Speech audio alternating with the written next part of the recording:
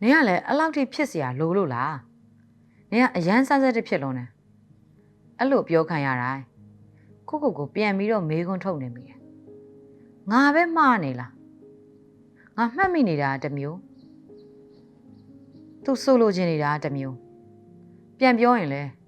ငါအဲ့လိုမပြောပါဘူးနင်လျှောက်တွေးနေတာပါလို့ညင်းတယ်ကြာလာတော့ကို့အသိစိတ်ကိုတော့မယုံရဲတော့ယူးကျင်တယ်လို့ဖြစ်လာအဲ့ဒါအရန်ပင်ပန်းတယ်နော် no ညီမလေးမမောင်ညီမလေးစိတ်ထဲမှာထင်နေတာတွေကအမှန်နေသူကသူ့အပြစ်သူဖုံးကျင်လို့